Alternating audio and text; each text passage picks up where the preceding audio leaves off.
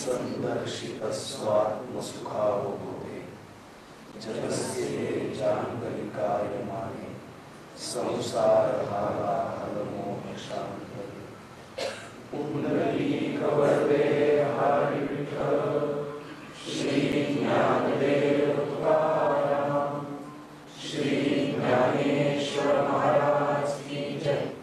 परमहंस सद्गुरु स्वामी स्वरूपानंद महाराज की जय। परमहंस सद्गुरु स्वामी माधवनाथ महाराज की जय। सब संतन की जय जय जय रघुवीर।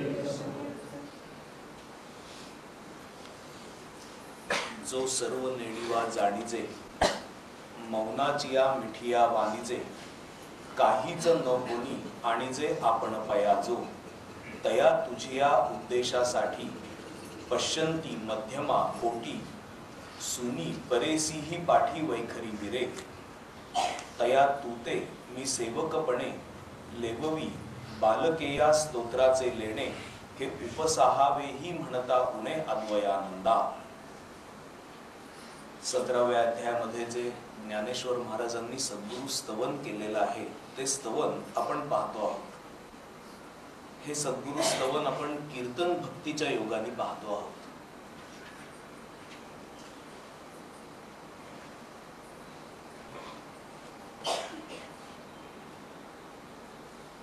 नारदांनी ज्या पद्धतीने श्रवणम कीर्तनम विष्णोः स्मरणम पादसेवनम अशी भक्ती सांगितली तशा प्रकारच्या भक्तीची थेट मांडणी भगवद्गीतेमध्ये आलेली नाहीये। भगवंतांनी जी भक्ती म्हणून सांगितली ती काय आहे ते आपण पाहतो आहोत। गेले 2 वर्ष आपण हे भक्तीचं प्रकरण पाहतो आहोत। त्याच्यामध्ये प्रारंभी आपण भक्तीचे वैशिष्ट्य काय ते पाहिलं, भक्ती कशाला म्हणायचं ते पाहिलं।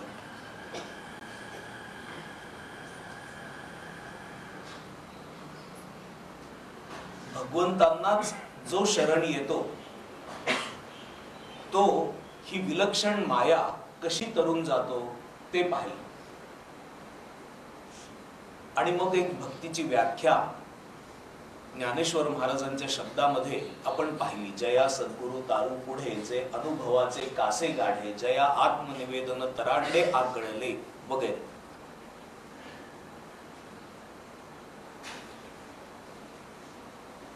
त्याच्यानंतर आपण श्रवणम कीर्तनम या क्रमाने जी प्रचलित भक्ती म्हणून आपण ऐकतो ती भक्ती ज्ञानेश्वरी मध्ये कुठं कुठं आलेली आहे अशा प्रकारचा विषय पाहायला सुरुवात केली। आणि श्रवण भक्ती पाहिल्यानंतर कीर्तन भक्ती आपण पाहतो आहोत। ही कीर्तन भक्ती देखील जवळपास मागच्या वर्षाच्या नोव्हेंबर पासून आपण पाहतो आहोत। त्याच्यामध्ये भगवंतांचं रूप वर्णन, गुणवर्णन, चरित्र आणि ज्ञानेश्वर महाराजांनी केलेली सद्गुरु स्तवन असं आपण घ्यायचं ठरवलेलं होतं। भगवंतांचं जे गुणवर्णन रूपवर्णन ज्ञानेश्वरी मध्ये आलेलं आहे ते पाहिल्यानंतर आपण गुणवर्णन रूपवर्णन आणि चरित्र वर्णन जे संतांनी केलं त्यांच्या अभंगांमध्ये तर ते काही काळ मध्यंतरी पाहिलं आणि मग ही सद्गुरु स्तवन आपण पाहतो आहोत। त्या सद्गुरु स्तवनामध्ये देखील 10व्या अध्यायापासून आपण सुरुवात केली। 10व्या अध्यायामध्ये 11वा 12वा 14वा 16वा आणि 17व्या अध्यायामध्ये जे गुरुस्तवन केलेलं आहे तर ते आपण पाहतो आहोत। आता आपण 16व्या अध्यायातलं गुरुस्तवन पाहतो आहोत।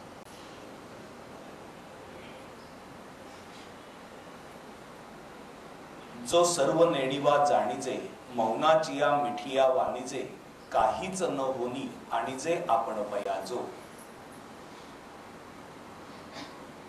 जो खूप ठसलेला विषय आहे आपल्या अंतःकरणामध्ये श्रवणामुळे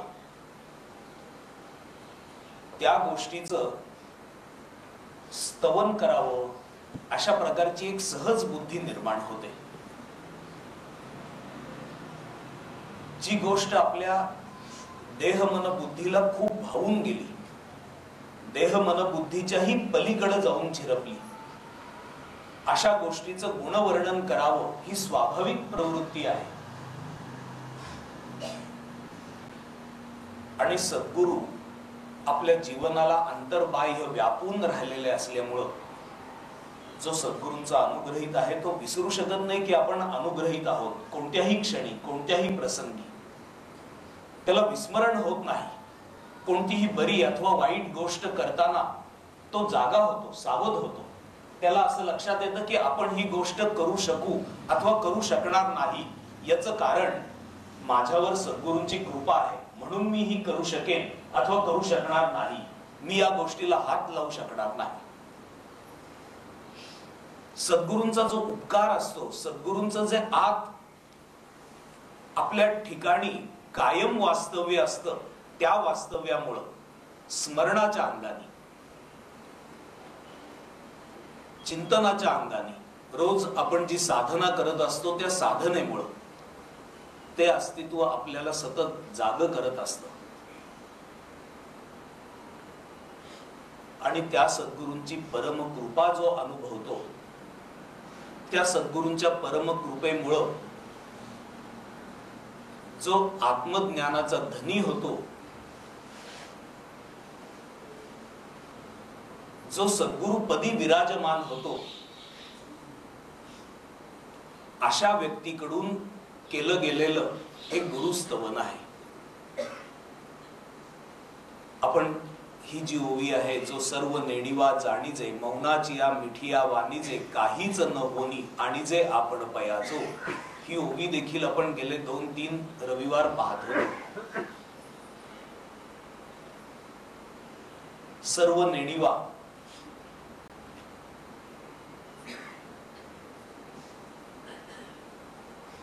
याचा अर्थ सर्व नकार, न इति, न इति,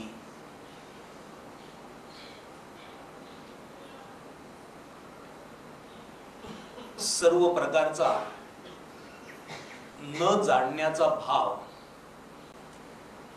हा देखील ज्या मूळ प्रेरणेमुळे जाणला जातो. सर्व नेणिवा जाणीचे, मी समजत नाही हे देखील समजणारा जो आहे तो.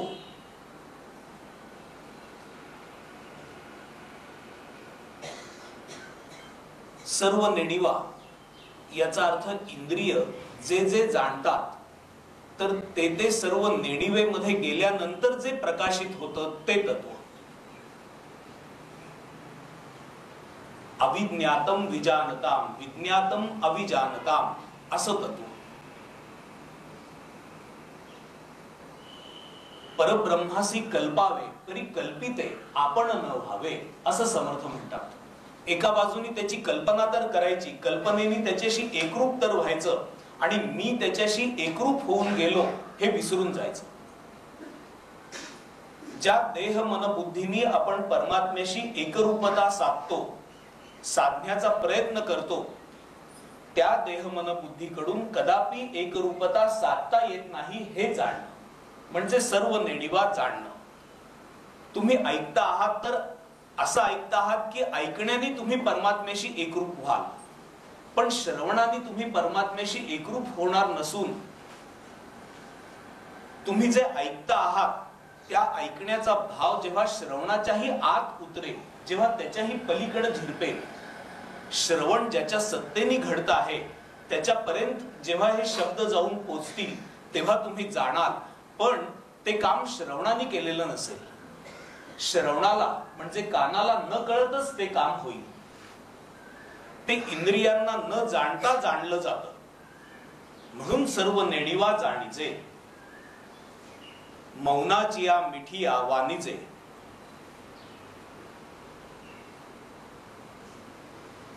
आणि त्याचं खरं वर्णन हे मौनामध्ये होतं. त्याचं खरं स्तवन मौनामध्ये होतं. जी वाणी आहे ती वाणी अभिव्यक्तीची सर्वात उत्कृष्ट कला आपल्यापाशी असणारी अशी आहे. ती अभिव्यक्ती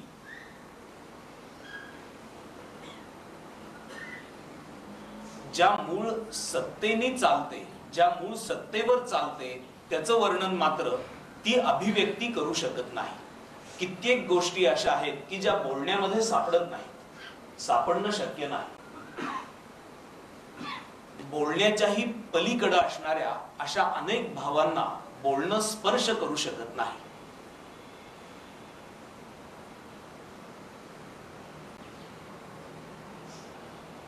अगदी ज्या ठिकाणी तुम्ही लहानपणी शिकलेला असाल त्या गावात तुम्ही गेलात, त्या शाळेत तुम्ही गेलात आणि त्या बाकावर जाऊन बसलात, तर तुम्हाला जो स्पर्श होतो तो स्पर्श तुम्हाला बोलताना बोलून सांगता येणार नाही. जो स्थूल मानाने मिळणारा स्पर्श आहे तो स्पर्श देखील कित्येक वेळेला बोलण्याच्या पलीकडे जातो. तर बोलण्याची मूळ प्रेरणा ज्याच्यापासून निर्माण होते, ज्याच्या सत्तेवर निर्माण होते, त्या सत्तेचं वर्णन बोलणं करू शकत नाही. त्याच्याऐवजी बोलणं जेव्हा न बोलणं होईल, अबोलणं असं होईल, तेव्हा त्या सत्तेशी जेव्हा एकरूपता साधली जाईल, तेव्हा खऱ्या अर्थाने त्याची स्तुती होईल. मौनाचिया मिठिया वाणीचे काहीच न होनी आणि जे आपण पयाजो.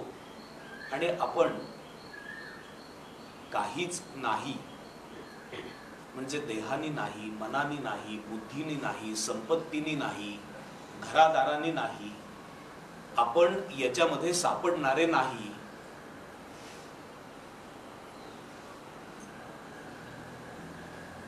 जी माझी सगळी पझेशन्स आहेत, ती पझेशन्स आणि ज्याची ही पझेशन्स आहेत तो एकमेकांपासून वेगळे आहेत. कृष्णमूर्ती म्हणतात की वी आर पझेस्ड बाय आवर पझेशन्स. आपण नोकराला ठेवलेलं असतं कामाकरता म्हणून, पण जर त्याची वेळ चुकायला लागली तर आपण अस्वस्थ होतो. मोलकरीण येणार की येणार नाही या कल्पनेने आपले धाबे दणाणतात. आपलं जर वॉशिंग मशीन नादुरुस्त झालं तर आपण हवालदिल होऊन जातो. ज्या गोष्टी आपल्या पझेशन मध्ये आहेत त्या गोष्टींमुळे आपण पझेस्ड झालेले असे आहोत, आपण त्यांच्या हवाली गेलेले आहोत, अशी आपली स्थिती झालेली आहे.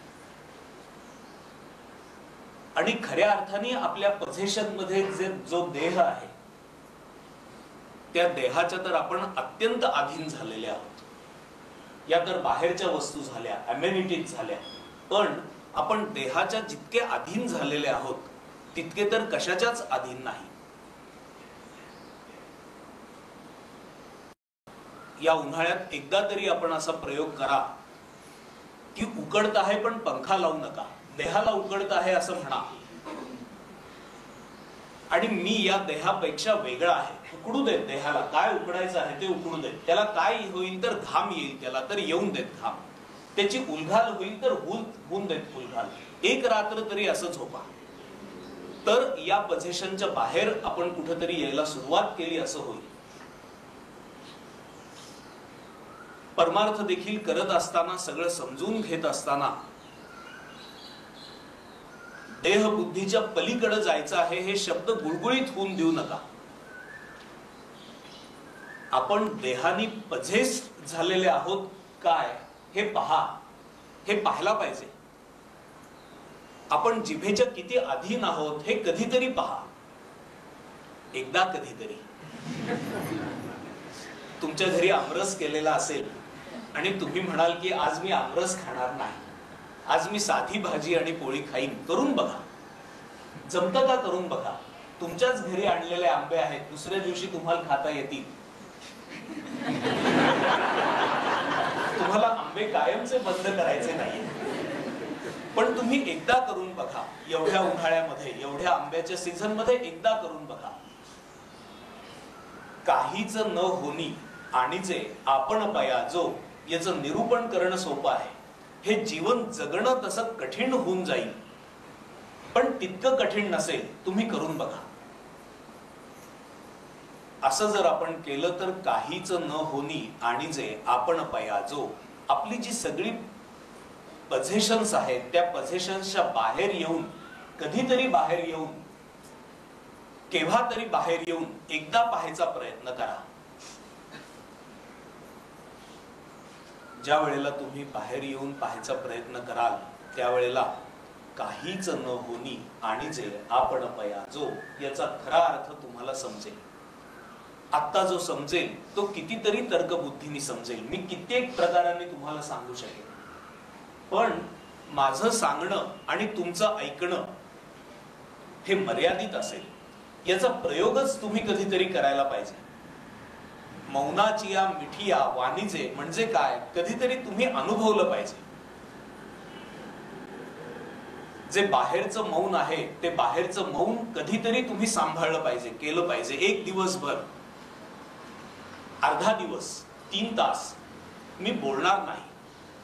जसं मी बोलणार नाही तशीच माझी जी अभिव्यक्ती बोलण्याच्या अंगाने सतत उड्या मारेल. शब्द असे उड्या मारतात घशापर्यंत. बाहेर पडू की पडू नको, आणि त्याला असा बळजबरीने आत घालायला लागतो की नको पडू अशा याने. तर त्या मौनाच्या तुम्ही पलीकडे जायलाच पाहिजे. मौनामुळे अस्वस्थ होणं ही गोष्ट तुमच्या पक्षी संपली पाहिजे. तुम्ही त्याचं कौतुक नका करू की मी किती अस्वस्थ झालो आणि बोलल्यानंतर काय रिलॅक्स झालं, हे नको आहे आपल्याला. तर त्याच्या ऐवजी मी न बोलण्याचा प्रयोग केला आणि हा प्रयोग मी यशस्वी करून दाखवला, हे तुम्ही कौतुकाने सांगायला पाहिजे. मला किती जड गेलं आणि बोलल्यानंतर काय बरं वाटलं याकरता नाही चाललेलं. तर काही वेळ तुम्ही बोलू शकता पण बोलत नाही आहात, असा जर राखून ठेवता आला, मग न बोलण्यानी तुमच्या असं लक्षात येईल की काहीच थांबलेलं नाही. मन तसंच भरकटत भराभर असं फिरत आहे. बोलण्याची उर्मी देखील तशी शाबूत आहे, जागी आहे.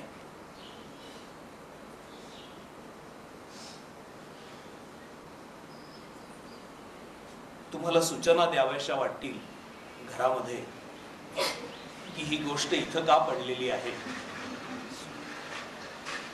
मुलांना अभ्यास करा असं सांगावंसं वाटेल, 3 तास थांबा असं तुम्हाला करता येतं का हे पाहूया. हे करता यावं आणि हे मला करता येतं आहे असं तुम्ही अभिमानाने सांगावं.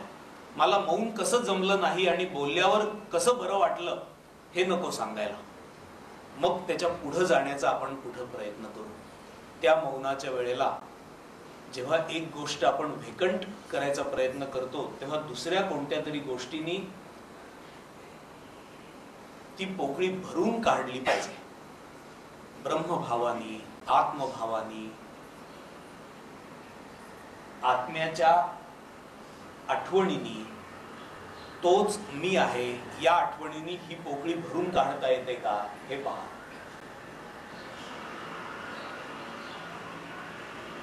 आणि मग ते नामस्मरण देखील आपण कायम करू शकत नाही असं तुमच्या लक्षात येईल.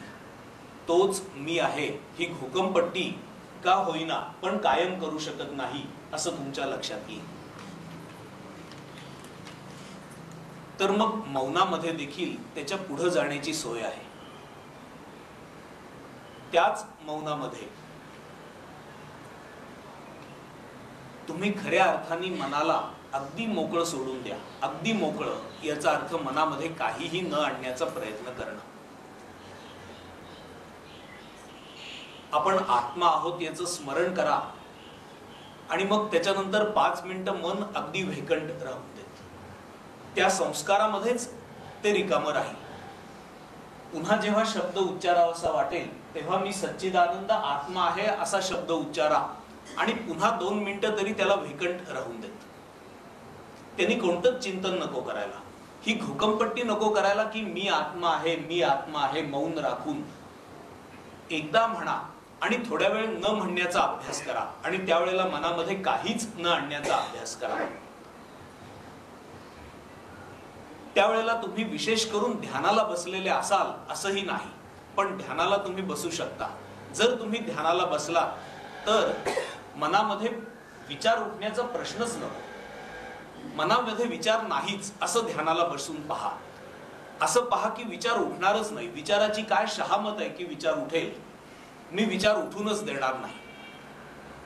करून तर पहा.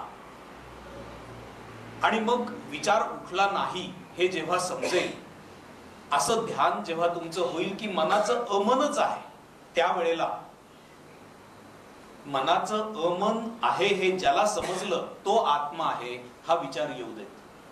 तो सच्चिदानंद आहे हा विचार येऊ देत. तोच मी आहे हा विचार येऊ देत. आणि हा विचार देखील नंतर नाहीसा होऊन देत. पुन्हा या विचाराचं देखील चिंतन करत बसू नका. समर्थ असं म्हणतात की ते शब्द सांडून बैसला तो मौनी म्हणावा भला, योगाभ्यासाचा गलबला या कारणे.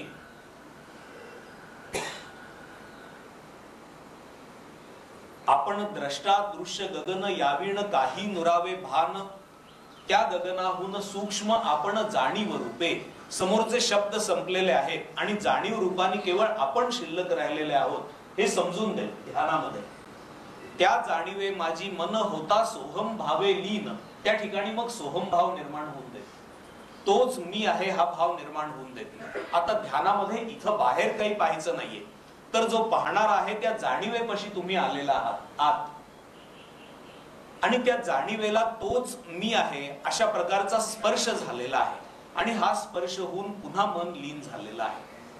त्या जाणीवे माझी मन होता सोहम भावे लीन, येई आत्मसुखाचा प्रत्यय अतींद्रिय स्वभावे जे. त्यावेळेला आत्मसुखाचा प्रत्यय येतो. या मौनाचा देखील तुम्ही अनुभव घेणार व्हावं. आणि मग समजेल की या मौनाने तुम्ही त्या ठिकाणी जाऊन पोचाल ज्या ठिकाणाहून शब्द निर्माण होतो. त्याच्याही पलीकडे तुम्ही जाऊन पोचाल. शब्दाची जी मूळ स्फूर्ती आहे, मूळ स्फुरण आहे, त्यालाच तुम्ही मिठी मारून बसाल. तुम्ही तुमच्या सच्चिदानंदत्वाला मिठी मारून बसाल. तुम्ही तुमच्या आत्मस्वरूपाला मिठी मारून बसाल. तुम्ही सद्गुरु स्वरूपाला मिठी मारून बसाल. ज्ञानेश्वर महाराज तेच म्हणतायत, जो मौनाची या मिठिया वाणीचे, मौनाच्या मिठीनी ज्याचं वर्णन केलं जातं, जो सर्व नेणिवा जाणीचे. इंद्रियांकडून होणारी जी जाणीव आहे ती जाणीव कधीतरी बंद करण्याचा अभ्यास तुम्ही करा. कानांनी तुम्हाला ऐकू येईल, पण जे तुम्हाला ऐकू येईल ते नेणिवेमध्ये जाऊन देत. पक्षाचा आवाज ऐकू येईल आणि तुम्ही जणू तो ऐकत नाहीयेत इतका नेणिवेमध्ये जाऊन देत. आपण शहरामध्ये राहतो, एखाद वेळेला वाहनाचा आवाज ऐकू येईल, तो ऐकू येईल आणि नेणिवेमध्ये जाऊन देत. शेजारच्या घरात भांडणं चाललेली आहेत, कटकट चाललेली आहे, आवाज ऐकू येईल पण तो नेणिवेमध्ये जाऊन देत. जाऊन देत. बघा तर प्रयत्न करून जातो का?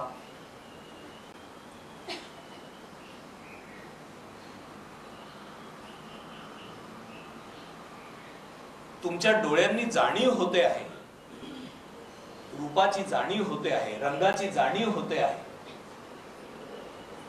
आणि ती जाणीव नेणिवेमध्ये जाते आहे का हे पहा. शक्य आहे. तुम्हाला सूर्यास्त दिसेल, मोठा आल्हाददायक असं दृश्य दिसेल, पण त्याला तुम्ही आल्हाददायक म्हणूच नका. तुम्ही त्या ठिकाणी कोणताच भाव उच्चारू नका. तुम्ही नुसतं पहा आणि ते नेणिवेमध्ये जाऊन देत. पाहिलं आणि न पाहिलं असं जाऊन देत. तुम्ही परमात्मा भावामध्ये जा. भोगाच्या कोणत्याही उत्कट क्षणी, कोणताही उत्कट भोग असो आणि त्या भोगाच्या अत्यंत उत्कट अशा क्षणामध्ये आपण तो भोग भोगतो आहोत हे विसरून जातो आहोत का ते पहा. खात असताना, पीत असताना, जेवत असताना, कोणताही भोग भोगत असताना त्या भोगाचं नेणिवेमध्ये रूपांतर होतं का हे पहा. तुम्ही असं पहा की जणू मी हा भोग भोगतच नाहीये. त्या भोगापासून मिळणारा जो आनंद आहे तो आनंद तुम्हाला कदाचित परमात्म्यापर्यंत घेऊन जाईल. अगदी जेवत असताना देखील विषयानंदे ब्रह्मानंदः असं पंचदशीमध्ये एक प्रकरण लिहिलेलं आहे. विषयाचा आनंद देखील अंततः जर त्या विषयांची आणि भोगणाऱ्याची नेणीव निर्माण झाली तर परमात्म्यापर्यंत घेऊन जातो.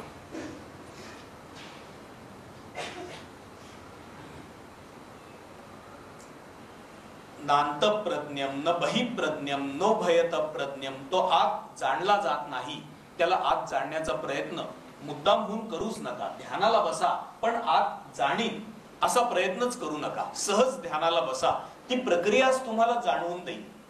तुम्ही मुद्दाम होऊन काहीच करू नका. तेव्हा तुम्ही सर्व नेणिवा जाणीचे या पदाला जाऊन पोहोचा. आणि न बहिप्रज्ञम, त्याला बाहेरही पाहायचा प्रयत्न करू नका. बाहेर काही दिसत आहे आणि ते जसं दिसत आहे तसं बाजूला होऊन देत. त्याच्या संबंधी कोणताच ठसा अंतःकरणावर उमटून देऊ नका. ती पाहण्याची जी गोष्ट आहे ती पाहण्याची गोष्ट आणि पाहणारा मी अभिन्न झाल्याखेरीज राहणार नाही, परमात्म स्वरूप झाल्याखेरीज राहणार नाही. या विश्वाचं दर्शन हे विश्वाचं दर्शन न राहता परमात्म्याचं दर्शन होऊन जाईल. कधीतरी 10 मिनिटं तुम्ही प्रयत्न तर करा. सतत प्रयत्न करू नका, कारण सतत प्रयत्न करून प्रयत्न करायला आपण कंटाळतो.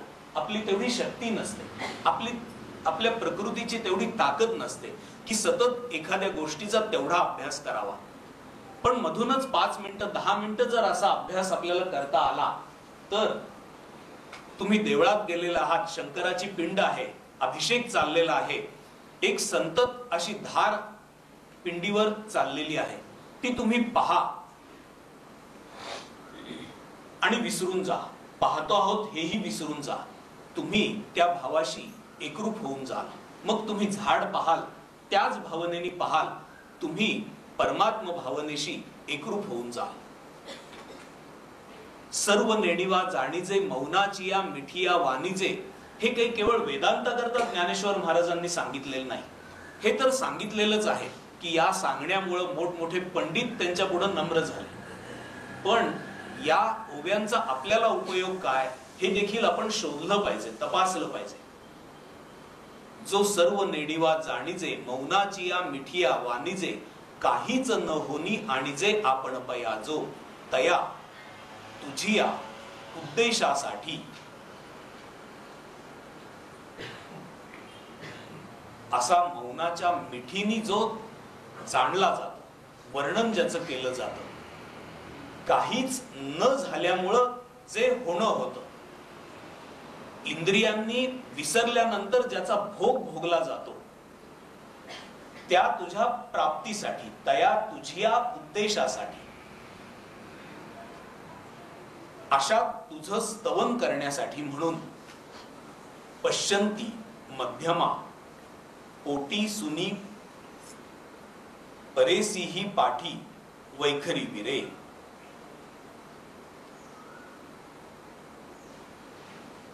पश्यंता, पश्यंती, मध्यमा, वैखरी, परा. परा, पश्यंती, मध्यमा आणि वैखरी. वैखरी म्हणजे स्थूल जिभेचं जे बोलणं असतं ते बोलणं. दात, पोट, टाळू, जिव्हा यांच्या आघातामुळं विशिष्ट शब्द उच्चारला जातो.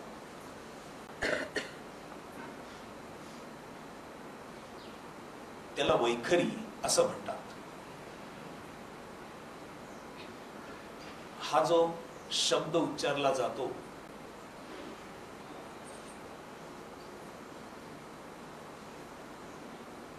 त्या शब्दाला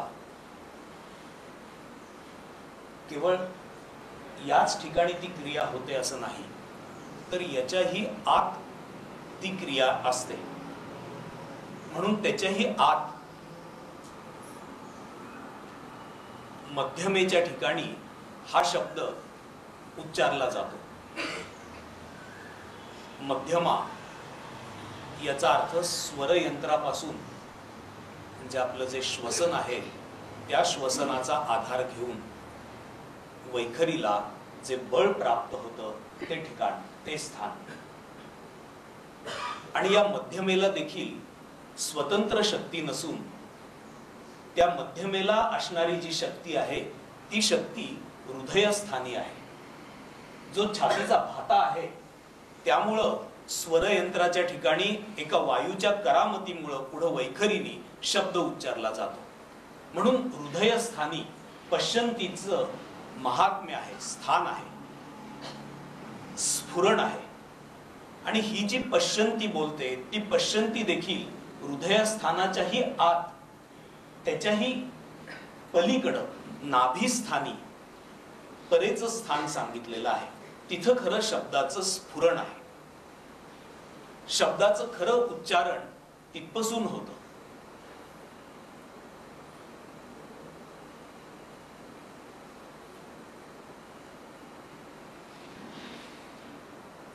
आणि तिथपासून खऱ्या अर्थाने शब्द बोलला जातो. म्हणून आई कधीतरी तळमळीने मुलाला म्हणते ना की मी अगदी बेंबीच्या देठापासून तुला सांगते आहे. तर ते खरं असतं. तिथपासूनच ती सांगत असते. खरी जेव्हा तळमळ असते, खरी जेव्हा कळकळ असते तेव्हा तिथून बोललं जातं. आणि एरवी देखील शब्दाचं खरं मूलस्थान तिथंच आहे, परेच्या ठिकाणी आहे. आणि या परावाणीला देखील स्वतंत्र शक्ती नसून परावाणीच्या पलीकडे असणारी जी आत्मसत्ता आहे त्या आत्मसत्तेमुळं परेच्या अंगानी, पश्यंतीच्या अंगानी, मध्यमेच्या अंगानी आणि वैखरीच्या अंगानी बोलणं घडत असतं. ज्ञानेश्वर महाराज म्हणतात, तया तुझिया उद्देशासाठी पश्यंती मध्यमा पोटी सुनी परेसीही पाठी वैखरी विरे. पश्यंती मध्यमा हे पोटात घालून सुनी परेसीही, परेसहित वैखरी ही विरून जाते, नाहीशी होऊन जाते. परा आणि वैखरी सर्वात मूलस्थान आणि सर्वात बाह्यस्थान याच्या मध्ये असणाऱ्या पश्यंती आणि मध्यमा यांना पोटात घालून परा आणि वैखरी सकट त्या उद्देशाच्या ठिकाणी, त्या तुझ्या स्वरूपाच्या ठिकाणी या चारही वाणी लीन होऊन जातात. तया तुझिया उद्देशासाठी पश्यंती मध्यमा पोटी सुनी परेसीही पाठी वैखरी विरे. तया तूते मी सेवकपणे लेववी बालकेया, लेववी बोलकेया स्तोत्राचे लेणे हे उपसाहावेही म्हणता उणे अद्वयानंदा. अशा तुला जो परा पश्यंती मध्यमा आणि वैखरी याच्याही पलीकडे आहे,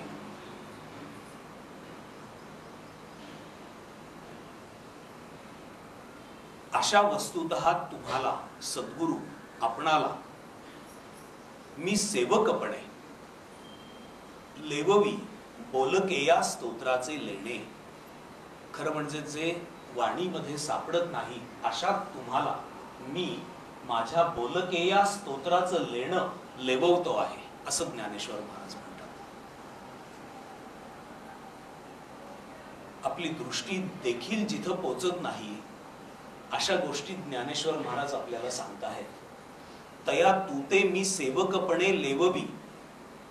तूते म्हणजे एवम गुणविशिष्ट. मगाशी आपण जे पाहिलं ते, जो सर्व नेणीवा जाणीजे मौनाचिया मिठिया वाणीजे काहीच न होनी हुईजे आपण पयाजो. असे जे आपण आहात अशा आपलं स्तवन करण्यासाठी म्हणून सेवकपणाने स्तवन करावं म्हणून तया तूते मी सेवकपणे लेववी बोलकेया स्तोत्राचे लेणे. मी बोलतो आहे, स्तोत्राचं लेणं आपल्याला लेववतो आहे. हे उपसाहावेही म्हणता होणे अद्वयानंदा. आता माझ्या बोलण्यामुळं मी जे स्तोत्र रूपानी, काव्य रूपानी मी जे बोलतो आहे ते आणि त्या बोलण्यामुळे तुम्हाला अलंकार मी घालू पाहतो आहे ते उपसाहावेही म्हणता उणे ते आता तुम्ही सहन करा असं म्हणणं देखील इथं उणेपणाचं आहे, कमीपणाचं आहे. कारण या स्तोत्रामध्ये, या श्लोकांमध्ये, या ओव्यांमध्ये, या बोलण्यांमध्ये आपण येतच नाही, याच्या आपण पलीकडे राहता. पण सेवकपणाने मी आपली सेवा करायला जातो आहे बोलून. बोलकेया स्तोत्राचं लेणं मी तुम्हाला लेववतो आहे. त्यामुळं माझा हा प्रयत्न कमी पडणार हे उघड आहे. हे उपसाहावेही, पण तो तुम्ही सहन करा असं जरी म्हणावं तरी हे उपसाहावेही म्हणता उणे अद्वयानंदा, हे तुम्ही सहन करा असं म्हटलं तरी देखील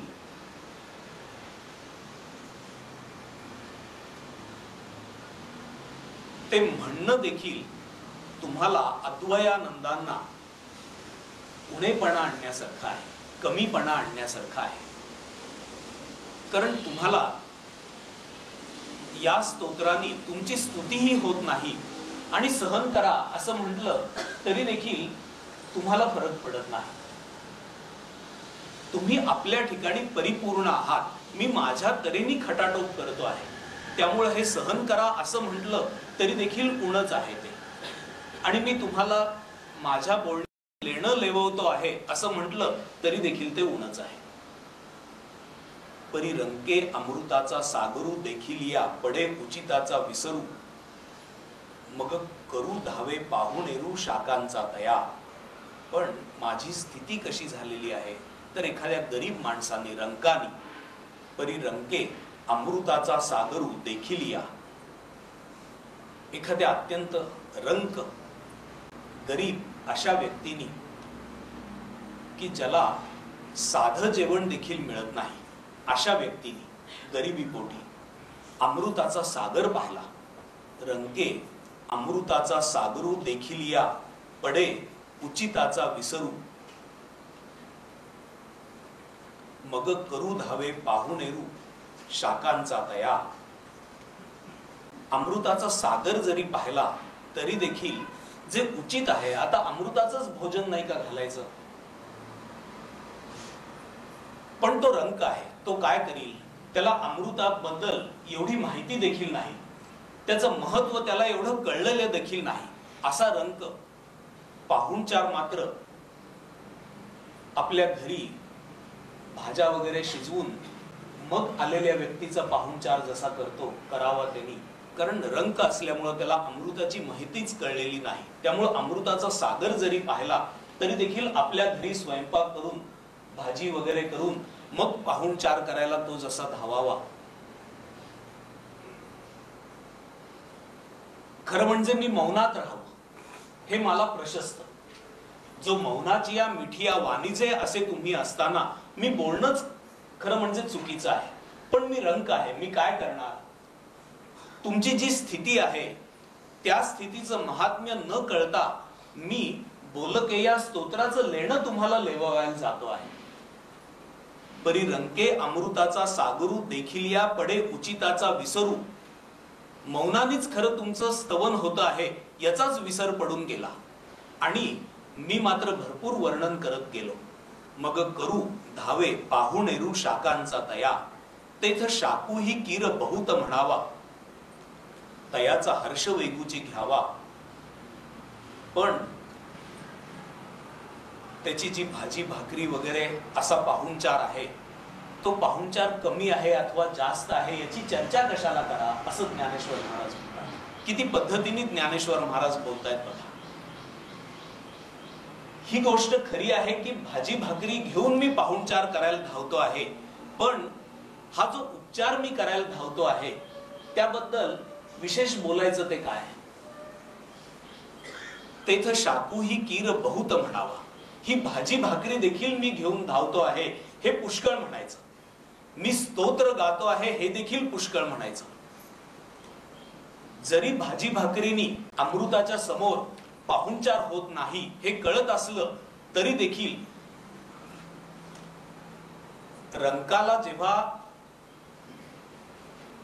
अमृताचं निधान दिसतं, त्याला महत्व कळलं नाही ठीक आहे, आणि तो पाहुणचार करायला धावेल ते ठीक आहे, पण तो कोणता उपचार करतो आहे ती गोष्ट बाजूला सारायला पाहिजे, असं ज्ञानेश्वर महाराज म्हणतात. तेथ शाकू ही कीर बहुत म्हणावा, तयाचा हर्ष वेघूची तो घ्यावा. त्यामुळे तुम्ही तुमच्या दृष्टीने तुम्हाला हा माझा वेडेपणा वाटेल. मी मौनाने तुमची स्तुती करायची का मी बोलून तुमची स्तुती करायची? मौनाने तुम्ही स्तुतीत सापडता का बोलून तुम्ही स्तुतीत सापडत नाही, या गोष्टी तुम्ही कृपया बाजूला साराव्या, असं ज्ञानेश्वर महाराज सद्गुरूंना म्हणतात. या गोष्टी गौण आहेत. माझा जो हर्ष आहे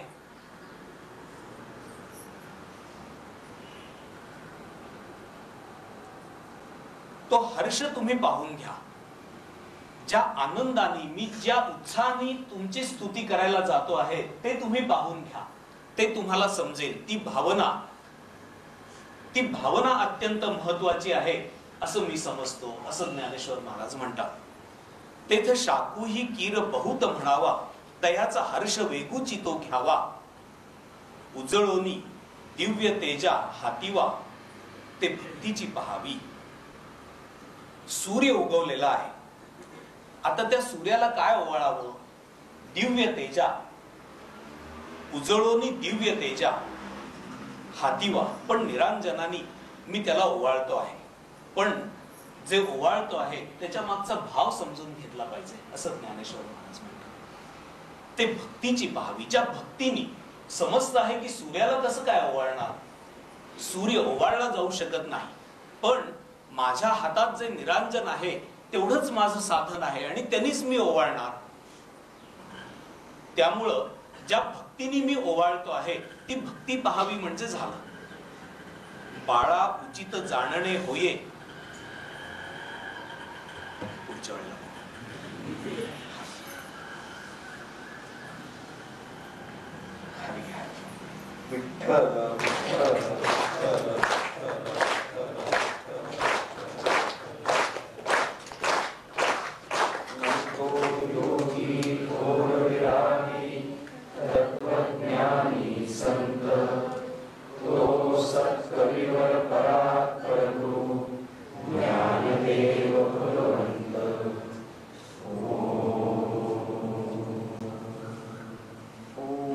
ईशावास्यम् इदं सर्वं यत्किंच जगत्याञ्चल तेन त्यक्तेन भुञ्जीथाः मा गृहः कस्य स्विद्धनम्.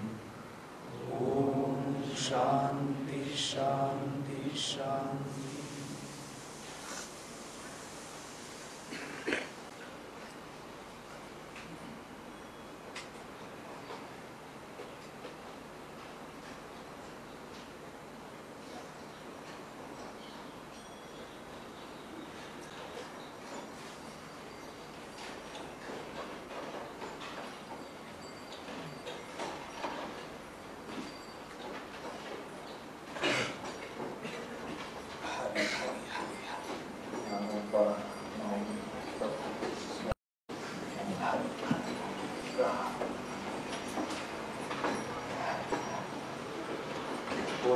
जगद्गुरु श्री ज्ञानेश्वर महाराज की जय. परमहंस सद्गुरु स्वामी स्वरूपानंद महाराज की जय. परमहंस सद्गुरु स्वामी माधवनाथ महाराज की जय. सर्वसंतन की जय. जय जय रघुवीर समर्थ.